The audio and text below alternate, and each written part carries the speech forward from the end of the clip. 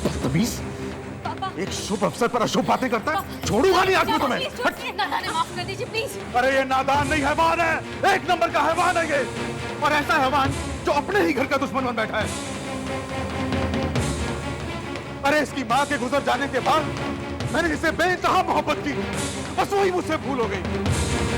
मेरी उसी भूल का नतीजा है जो आज ये अपनी बहन की खुशियों में आग लगाने जा रहा था। अगर आज मैंने इसकी जुबान को नहीं रोका ना, तो किसी न किसी दिन ये हम सब की खुशियों में आग लगा देगा। नहीं पापा नहीं, प्लीज आज आप इसे माफ कर दीजिए, ये दोबारा ऐसा नहीं बोलेगा। अरे बोलेगा बेटा, ये ऐसा दोबारा जरूर बोलेगा, क्योंकि मैं जानता हूँ कि इसका इसकी जुबान पर बिल्कुल भी काबू नहीं रहा है। मैं समझाऊंगी इसे। ये समझने की हर सीमा पार कर चुका है राजवी। जीजाजी बच्चा है, गलती हो गई, इसे नहीं पता क्या सही क्या गलत है, गलती हो गई। चल अपने पापा से माफी मांग माफी मांग जा। इसे मेरी नजरों से दूर ले जाओ। Get lost from here. जा यहाँ से, जा यहाँ से। और आज इसे मेरे हाथों से बचाकर तुम लोग अच्छा नहीं कर रहे हो। पापा प्लीज गुस्सा थूक दीजिए, पापा प्लीज। जाए जीजाजी, माफ कर दीजिए बच्चा। बच्चों अभी आप लोग घर जाओ।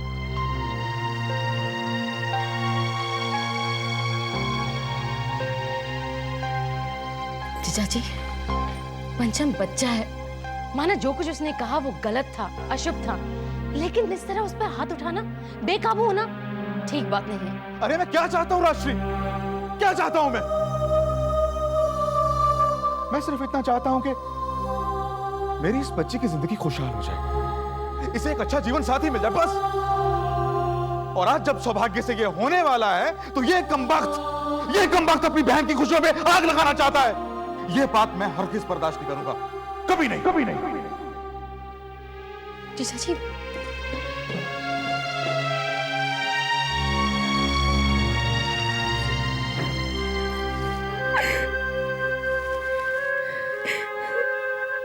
रात है काली तो क्या वो कट ही जाएगी, सुबह सूरज की लाली खुशियां बिखराएगी, होगा वही जो होना रे, सो जा रे मेरी राज दुलारी, सो जा रे, सो जा, सो जा रे, सो जा रे मेरी राज दुलारी।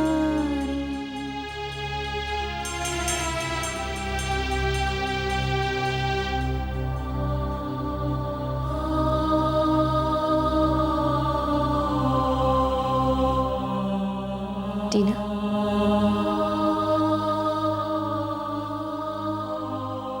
हंसी।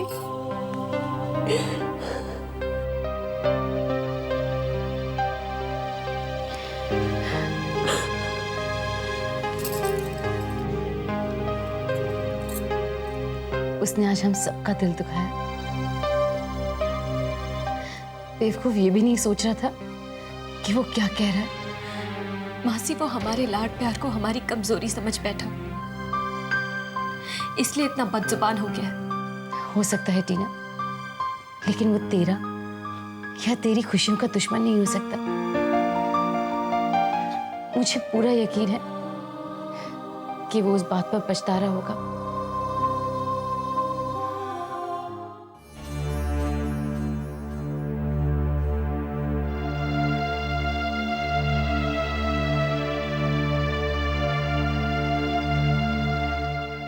डैड,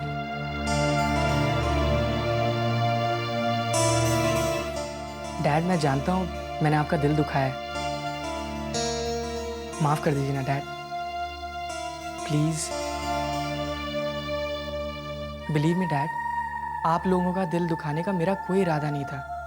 पता नहीं क्यों ऐसा लग रहा है डैड कि आप जो हमेशा हर वक्त पूरी तरह सोच समझकर हर काम करते हैं, इस बार सगाई के मामले में जल्दबाजी करके ठीक नहीं कर रहे हैं डैड।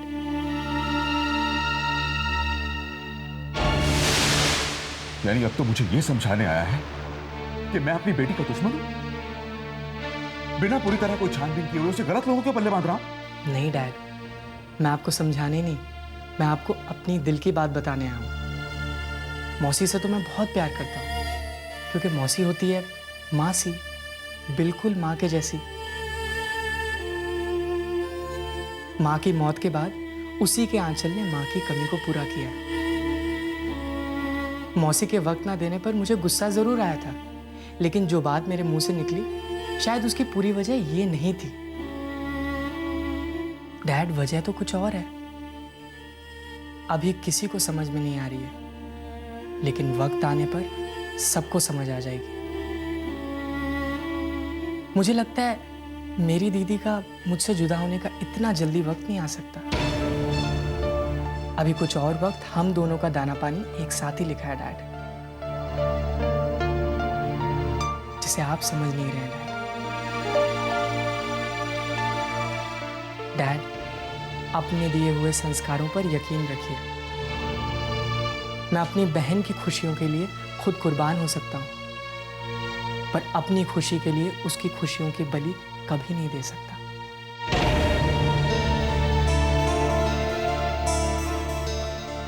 इधर आ। तू अपनी बहन से प्यार करता है ये बात मैं जानता था, लेकिन इतना ज्यादा प्यार करता है ये मुझे नहीं पता था। पंचम, बेटा मैं समझता हूं कि टीना बहुत ही खुशकिस्मत लड़की है जो उसे तेरे जैसा भाई मिला। वो तो है। हाँ? डैड, एक बात बताइए ना, माँ हमेशा कहा करती थी कि हर चीज के दो पहलू होते हैं। फूल के साथ कांटे होते हैं और सुख के साथ दुख जुड़ा होता है, और जो इंसान इस बात को कभी भूलता नहीं है वो कभी ज्यादा दुखी नहीं होता। डैड, मैं गलत तो नहीं कह रहा ना?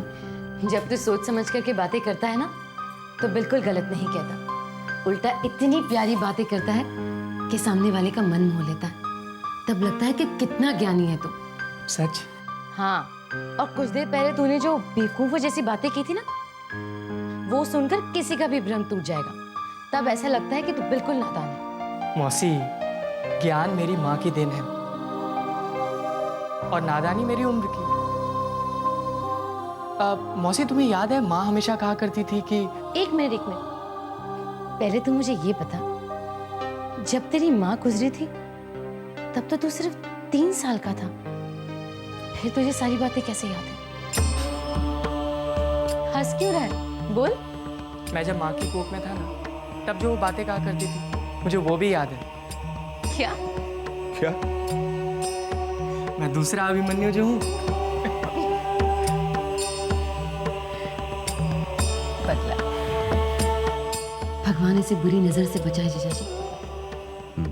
और मेरी नजर गिद्ध की नजर है भाई साहब, और आखिरकार मेरी नजर पड़ी गई।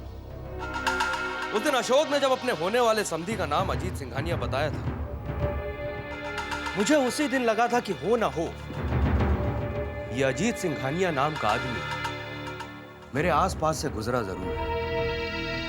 और बहुत सोचने के बाद मुझे याद आया कि ये अजीत सिंघानिया आपके दोस्त मेहरा का बहुत खास दोस्त है। और हाँ, ये दोनों सिटी क्लब में रोज मिलते हैं, और मैंने क्लब में जाके कंफर्म भी कर लिया है, ये आज फिर से वहां पे मिलने वाले हैं।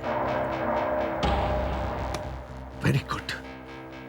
लेकिन आज उनकी मुलाकात का माहौल बदल जाएगा, क्योंकि आज मेरा से हम मिलेंगे। और हम उसके पास गए नहीं, अशोक के घर से खुशियों की बारात दुम दबा के निकली नहीं। वेरी गुड, ये हुई ना बात। लिखा, इसी बात पे सबका मुंह मीठा हो जाए। हाँ चाची, ले आओ मिठाई। लेकिन आज सिर्फ मुंह मीठा नहीं करेंगे, बल्कि पार्टी भी देंगे। मैं अपने खास दोस्तों को बुलाऊंगा। ठहरिए।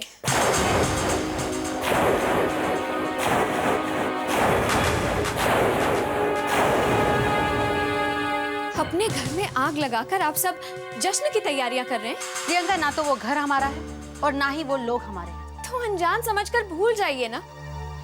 क्यों उनकी खुशियों को बर्बाद करने की कोशिश कर रहे हैं आप लोग? इसलिए कि तकदीर ने उस घर के साथ हमारा एक रिश्ता कायम किया है, और वो रिश्ता हम तोड़ना चाहते हैं। इसकी कोशिश तो आप पहले भी कर चुके हैं ना पापा।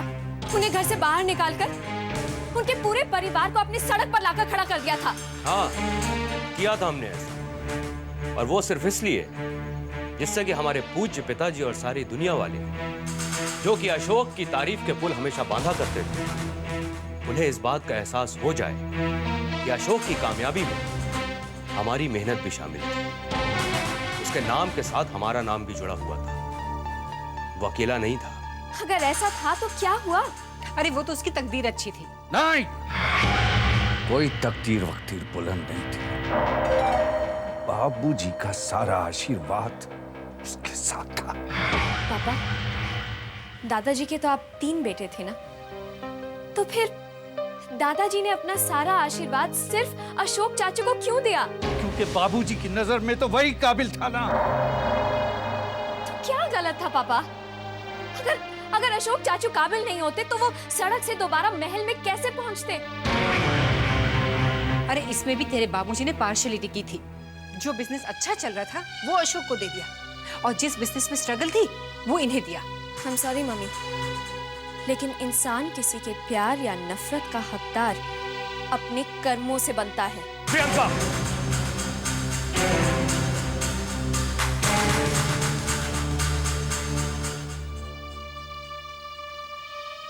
भाई साहब, मुझे तो लगता है कि अशोक के बाद इस घर में हमारा दूसरा दुश्मन पैदा हो गया। अरे अशोक के सर पे तो बाबूजी का हाथ था। ये मेरी बेटी है, मेरे। अगर इसने मेरी जड़ खोदने की कोशिश की तो बाय गॉड इसे मैं जिंदा दफना दूंगा। नमित, तैयार हो जाओ, जाएंगे। तेरे पापा जीदर धमकी नहीं दे रहे हैं। He means it. अगर तू हमारे खिलाफ गई और अशोक की मदद की तो हमसे बुरा और कोई नहीं होगा, समझी?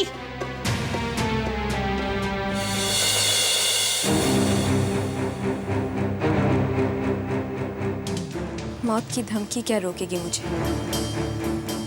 मैं तो बस इस घर में जन्म लेने का एहसान चुका रही हूँ। अरे भाई, किसकी बेटी के साथ शादी कर रहे हो अपने बेटे की? वो गारमेंट के बिजनेसमैन हैं अशोक रमन, उनकी बेटी के साथ। अशोक रमन, सुना हुआ नाम लगता है। हाँ हाँ, बड़े अच्छे लोग हैं। एक मिनट, आए। वो रहा भैया, जाइए।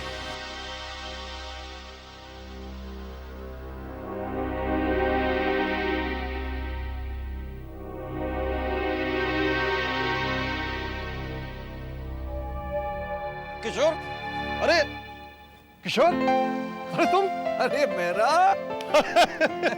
क्या हाल है? बैठो बैठो। क्या बात है, बहुत दिनों के बाद दिखाई दिए। अरे मैं 1 हफ्ते के लिए आउट ऑफ स्टेशन चला गया। अच्छा अच्छा। और तुम सुनाओ, खैरियत है? बस तेरी दुआ है यार। भाई साहब, भाई साहब, क्या बात है, तू इतना बौखलाया हुआ क्यों है? भाई साहब, अशोक भैया की बेटी की कल सगाई हो रही है। अशोक की बेटी की सगाई? हमारी टीना की? नहीं नहीं, तुम्हें गलतफहमी हुई है। भाई साहब, गलतफहमी का सवाल ही नहीं पैदा होता। टीना की सगाई किसी अजीत सिंघानिया के बेटे के साथ हो रही है। कमाल है, हमारी सगी भतीजी की सगाई और हमें बुलाया तक नहीं गया। नमित, ये अशोक अभी तक बदला नहीं। एक्सक्यूज मी, ये अशोक रमन आपके सके भाई हैं? हाँ मेरा साहब, हम तीनों एक ही माँ की कोख से पैदा हुए हैं। लेकिन अफसोस की बात यह है कि अशोक भैया ने पूरी जॉइंट फैमिली को तोड़कर पूरे बिजनेस का सत्यानाश कर दिया, और अब वो हमारे साथ नहीं रहते। क्या बताएं मेरा, हमारे पिताजी कभी ये नहीं चाहते थे, लेकिन अशोक ने कभी पिताजी की परवाह नहीं की। इसी गम के मारे बेचारे वक्त से पहले ही चल बसे। और मेरा साहब, सबसे ज्यादा अफसोस की बात यह है कि अशोक भैया ने अपने बच्चों को भी यही शिक्षा दी है कि हमेशा अलग रहो, ज्वाइंट फैमिली में मत रहो। पता नहीं टीना जिस घर में जाएगी उस घर का क्या हाल होगा। अरे होना क्या है नमित, अगर तो वो जॉइंट फैमिली होगी तो उस परिवार के टुकड़े टुकड़े होना निश्चित है। और हम चूंकि उसके भाई हैं, इसलिए ये शर्मिंदगी उठाना हमारी तकदीर में लिखा है। वो चाहे हमें भूल जाएं, लेकिन हम थोड़ी भूल सकते हैं। आखिर हैं तो वो हमारे अपने, अपना खून।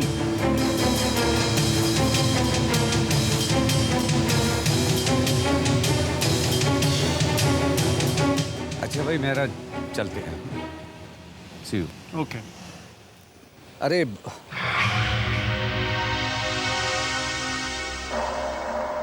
यार, मेरा एक रिक्वेस्ट है। देखो ना, जो कुछ भी तुमने सुना ये हमारे परिवार की अंदरूनी बात है। जरा प्लीज अपने तक ही रखना, किसी और को बताने की जरूरत नहीं, please. Okay, don't worry. Thanks.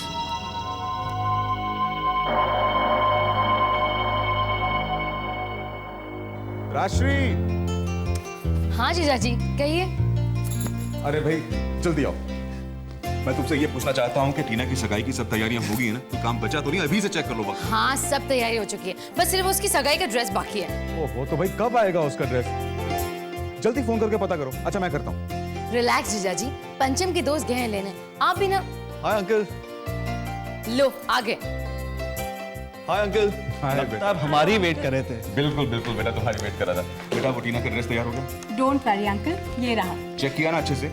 Don't worry uncle, अभी उसको पहन आकर ट्रायल करवा लेंगे। कोई ऑल्ट्रेशन की प्रॉब्लम हुई तो इमीडिएटली जाकर करा लेंगे। Very good. और हाँ अंकल, हमने हमारे दोस्त के एक म्यूजिकल ग्रुप का भी इंतजाम कर लिया है। वेरी गुड, एक्सीलेंट बेटा। वैसे अंकल पंचम दिखाई नहीं दे रहा। बेटा अरे यहाँ हूँ, अंदर बैठ के सबको कल का रिमाइंडर मार रहा था। अच्छा बेटा, कुछ तो काम संभाला तूने। राष्ट्रीय देखना, अब मेरी टेंशन कितनी कम हो जाएगी। आप चिंता मत करिए जीजाजी, कल हमारी टीना की सगाई इतनी धूमधाम से होगी कि सब देखते रह जाएंगे। यस। अशोक। अरे आइए आइए, टंडन साहब वहां क्यों खड़े हैं? इधर आइए ना भाई। कैसे हैं?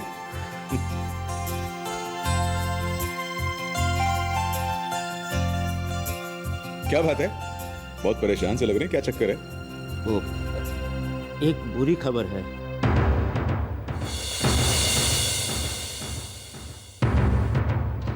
बुरी खबर? हाँ अशोक, मैं अभी अभी लड़के वालों के घर से आ रहा हूं। उन्होंने ये रिश्ता तोड़ दिया है।